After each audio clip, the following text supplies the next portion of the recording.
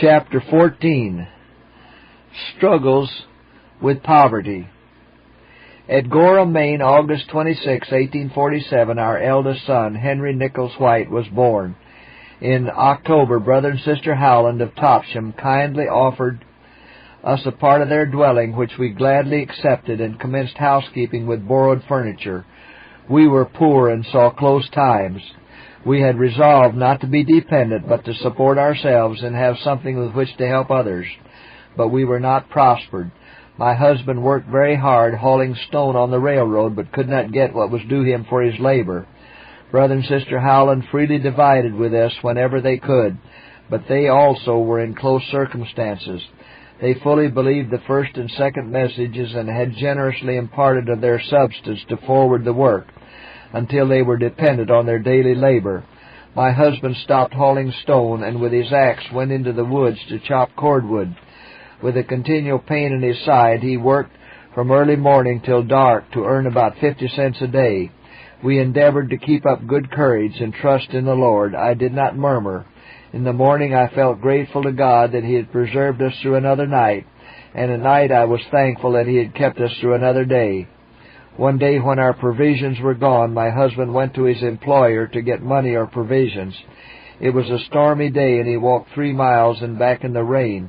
He brought home on his back a bag of provisions tied in different compartments, having in this manner passed through the village of Brunswick, where he had often lectured. As he entered the house very weary, my heart sank within me. My first feelings were that God had forsaken us. I said to my husband, "Have we come to this? Has the Lord left us?" I could not restrain my tears and wept aloud for hours until I fainted. Prayer was offered on my behalf. Soon I felt the cheering influence of the Spirit of God and regretted that I had sunk under discouragement. We desire to follow Christ and to be like Him, but we sometimes faint beneath trials and remain at a distance from Him. Sufferings and trials bring us near to Jesus. The furnace consumes the dross and brightens the gold. At this time I was shown that the Lord had been trying us for our good and to prepare us to labor for others, that He had been stirring up our nest lest we should settle down at ease.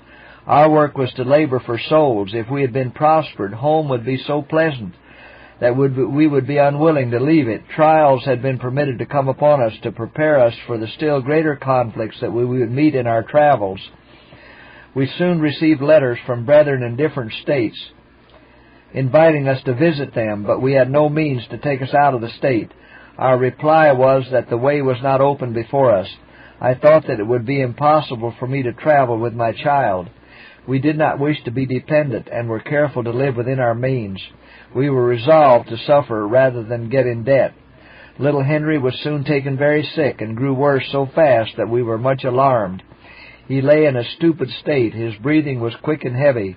We gave remedies with no success. We then called in a person of experience in sickness who said that his recovery was doubtful. We had prayed for him, but there was no change. We had made the child an excuse for not traveling and laboring for the good of others, and we feared the Lord was about to remove him. Once more we went before the Lord, praying that He would have compassion upon us and spare the life of the child, and solemnly pledging ourselves to go forth, trusting in God wherever He might send us. Our petitions were fervent and agonizing. By faith we claimed the promises of God, and we believed that He listened to our cries. Light from heaven was breaking through the clouds and shining upon us. Our prayers were graciously answered. From that hour, the child began to recover. First visit to Connecticut. While at Topsham, we received a letter from Brother E.L.H. Chamberlain of Middletown, Connecticut, urging us to attend a conference in that state in April 1848. We decided to go if we could obtain means. My husband settled with his employer and found that there was $10 due him. With 5 of this, I purchased articles of clothing that we very much needed, and then patched my husband's overcoat, even piecing the patches, making it difficult to tell the original cloth and the sleeves. We had $5 left to take us to Dorchester, Massachusetts. Our trunk contained nearly everything we possessed on earth, but we enjoyed peace of mind and a clear conscience, and this we prized above earthly comforts. In Dorchester, we called at the house of Brother Otis Nichols, and as we left, Sister Nichols handed my husband $5, which paid our fare to Middletown, Connecticut. We were strangers in Middletown, having never seen one of the brethren in Connecticut. Of our money there was but 50 cents left. My husband did not dare to use that to hire a carriage, so he threw our trunk upon a high pile of boards in a nearby lumber yard, and we walked on in search of someone of like faith. We soon found Brother Chamberlain, who took us to his home. Conference at Rocky Hill. The conference at Rocky Hill was held in the large unfinished chamber of Brother Albert Belden's house. In a letter to Brother Stockbridge Howland, my husband wrote of the meeting as follows: April 20th, Brother Belden sent his 2-horse wagon to Middletown for us and the scattered brethren in that city. We arrived at his place about 4 in the afternoon, and in a few minutes in came Brethren Bates and Gurney. We had a meeting that evening of about 15. Friday morning the brethren came in until we numbered about 50. These were not all fully in the truth. Our meeting that day was very interesting. Brother Bates presented the commandments in a clear light, and their importance was urged home by powerful testimonies. The Word had effect to establish those already in the truth and to waken those who were not fully decided. Earning means to visit Western New York. 2 years before, I had been shown that at some future time we should visit Western New York, and now shortly after the close of the conference at Rocky Hill, we were invited to attend a general meeting at Volney, New York in August. Brother Hiram Edson wrote to us that the brethren were generally poor, and that he could not promise that they would do much toward defraying our expenses, but that he would do what he could. We had no means with which to travel. My husband's health was poor, but the way opened for him to work in the hayfield, and he decided to accept the work. It seemed then that we must live by faith. When we arose in the morning, we bowed beside our bed and asked God to give us strength to labor through the day.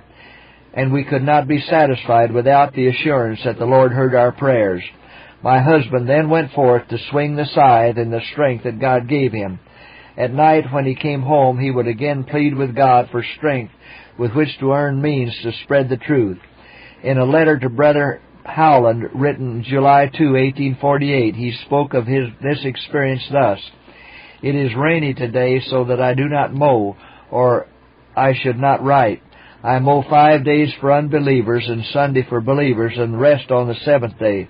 Therefore I have but very little time to write. God gives me strength to labor hard all day. Brother Holt, Brother John Belden, and I have taken 100 acres of grass to mow at 87.5 cents an acre and board ourselves. Praise the Lord, I hope to get a few dollars here to use in the cause of God.